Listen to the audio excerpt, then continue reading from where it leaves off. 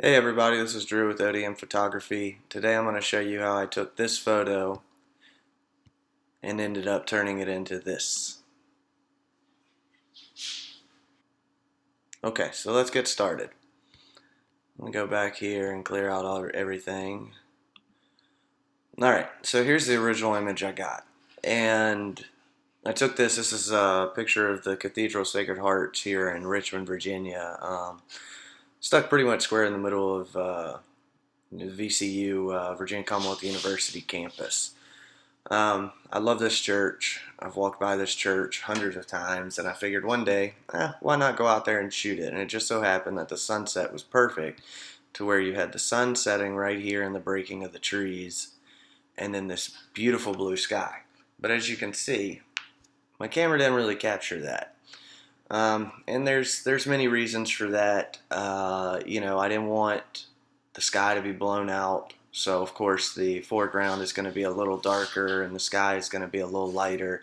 As well, if I had made the foreground really bright, the sky would have just been completely burnt. And what I mean by that is it would have just been white. There would have been no detail, even though you can't see it right now, there's color in the sky. You can see the clouds. You can see where the sun is. And so that's why we have tools like Photoshop and Lightroom to help us with this. Obviously, today I'm using Lightroom, but for other videos, I might use Photoshop as well. So let's get into this. So I imported the photo, and then I cropped it a little bit, but as you can see, there's a little space up there. So I'm just going to take this crop tool right here, and I'm just going to take this and drag this down until you don't see that white spot anymore. Once you get it to where you like, just click enter. And there you have it. Picture's done. No, I'm joking. Alright, so the next thing I want to do is I want to bring out the blues in the sky. So I'm going to go over here to my temperature tool right here, which is basically your white balance. You can adjust it here, but for this image, I'm going to pretty much adjust it myself. So what I'm going to do is I want the photo to be a little warmer. So I'm going to bring this down a little bit. And if you notice, the image is starting to get blue. If I took it the other direction, the image is going to get, I'm sorry, I said that all wrong. This is cooler, hence the blue. This is warmer, hence the more yellowish tint. So I'm going to take that down and I'm going to adjust it a little bit just so we get that blue showing through. I'm also going to adjust the tint. I want to add a little purple to it. So even though this looks a little weird right now, don't worry, it's going to get better. Next thing I'm going to do is I'm not going to adjust the exposure right now. I'm going to go straight down to my highlights and my shadows. What I like to do is just very simple. My highlights, I like to drag those down, and my shadows, I like to bring those up. So as you can tell, we've already taken the photo from boring to a little more tasteful. I still don't like it, but that's what we have this for. So the next thing I'm going to do is I'm going to adjust my whites. How I do that is I hit the Alt Option key, depending upon which computer you're using. If you're using a Mac, it's the Option. If you're using a PC, it's the Alt. And I'm going to adjust my whites. And what I do with this is, see how those that white's coming out right there? What I do is I just bring that down to barely shows through. And then I click it there. Same thing I do with my blacks, but I just take it to the left. And this is just bringing out the blacks a little more, adding a little more contrast to the image. But even at that, I'm still not satisfied with it. So what I like to do after this is we've already adjusted the temperature and the tint, but the whole image is looking real blue and real purple, and I don't like that. So what I'm actually going to do is I'm going to reset the temperature and the tint back, and I'm going to come over here to my brush tool. With the brush tool, I'm going to create a new brush, so just click new, and now I'm going to adjust the temperature and the tint of the brush. And then what I'm going to do is I'm going to make the brush a little bit bigger, and I'm literally going to paint right over top of the original image, and I'm going to paint in the spots that I want the color to change. Now be sure and take your time, adjust your brush accordingly. You don't want everything to be you'll want to do what we originally did and just have the image all blue or purple or whatever it may be. So just go through, take your time, adjust your brush. We're just going to brush in the blue that I originally wanted.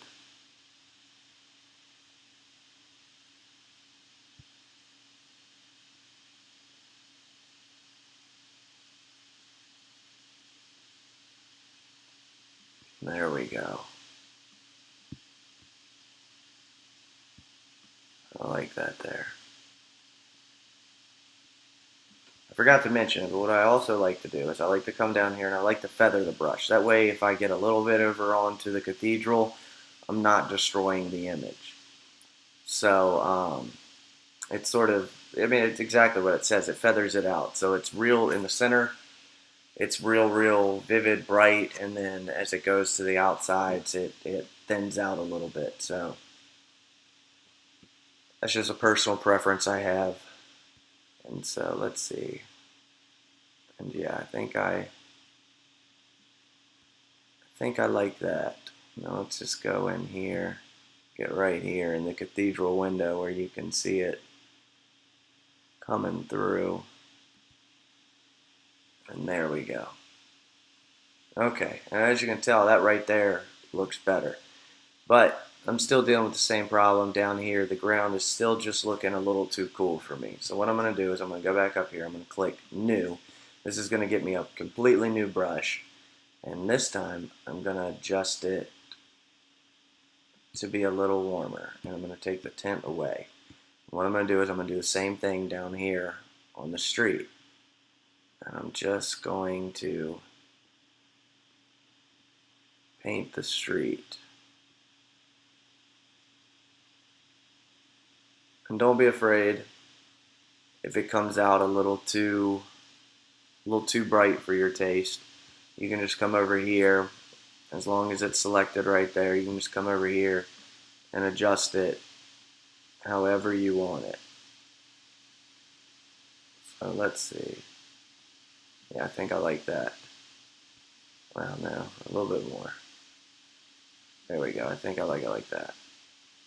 Actually, let's get this little street right behind it. There we go. And so already, as you can see, what we've done in these few short steps is we've gone from here to here. Already it looks better. But there's still a few other things that we're going to do. So let's just get into that. So what I'm going to do is I'm going to take this radial filter right here. I'm just going to click that right there.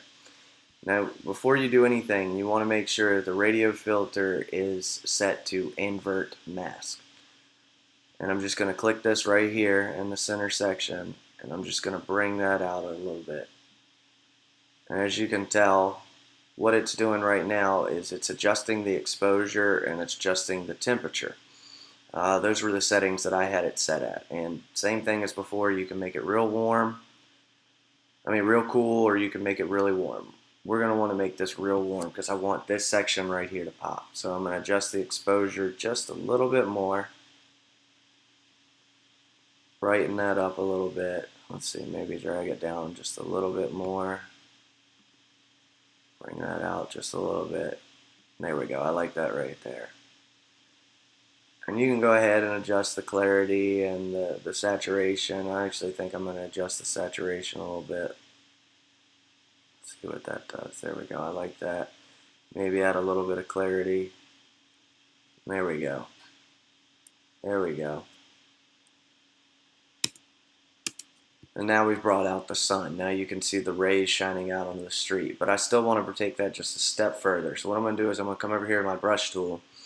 And I'm not going to mess with the temperature. I'm going to clear that out. But I'm going to mess with the exposure a little bit. We're just going to keep it at plus 20.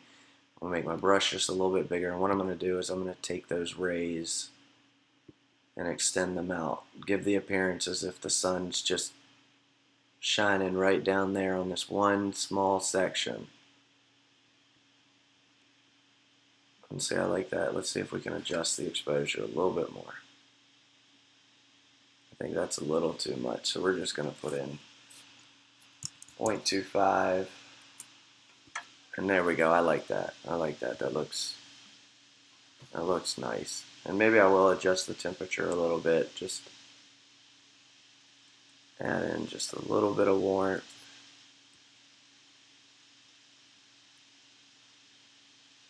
There we go. So once again, let's see what we've done so far. So I started out with the crop photo like that. Once again, a few simple steps, and now we're sitting here. It looks good. Still not perfect, but it looks good. So what I want to do here is I want to bring out a little more of the sky and the changing of the sky. Like it was a little more purple out here, a little more blue in there. So once again, we're going to take the brush tool. We're going to, oh, sorry, you got to click new brush. So let's click the brush tool, let's click new. Let's adjust the temperature and the tint. Let's leave the exposure out of it. Make the brush big. Whoops.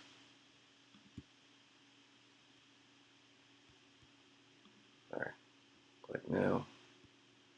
Alright. Once again, we're just painting in the sky.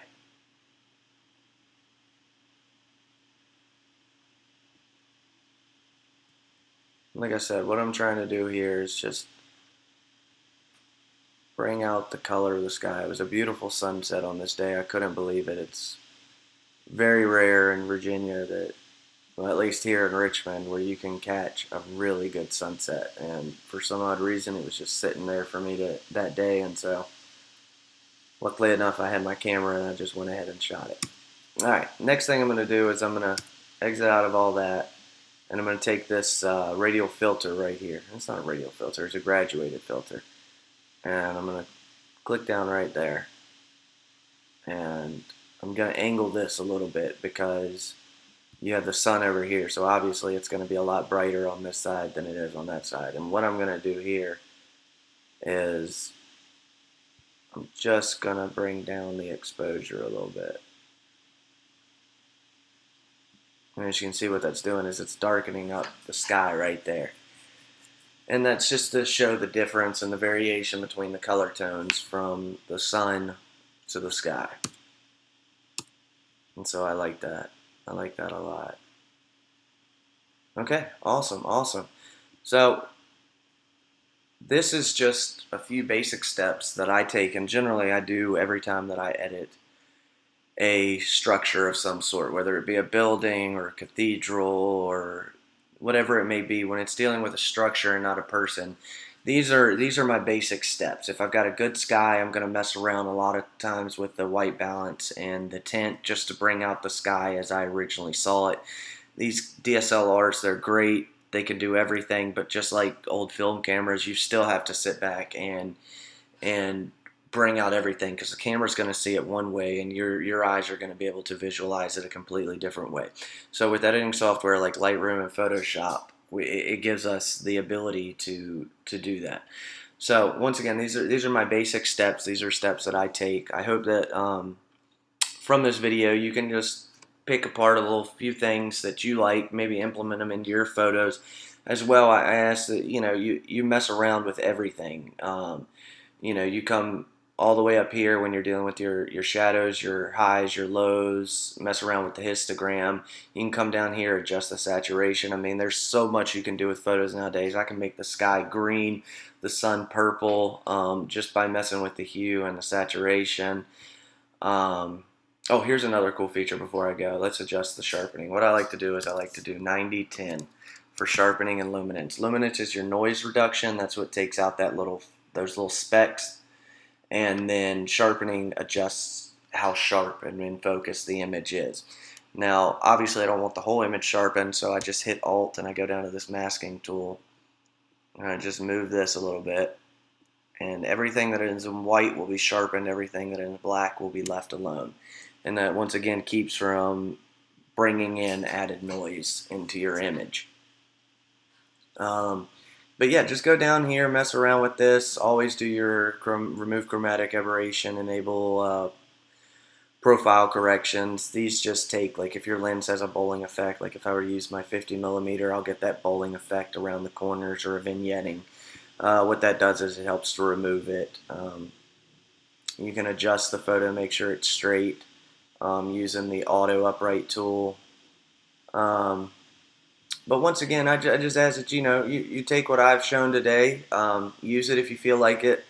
But as well, experiment around on your own. I've been doing this now for 5 years and I'm still experimenting. I could tell you one way today and next year it'll be a completely different way. So all in all, I hope you enjoyed the video. If you have any questions or comments, please be sure to leave them. I'll try to get back to you as soon as I can. Always willing to help. So yeah, hope you have a good one. Thanks.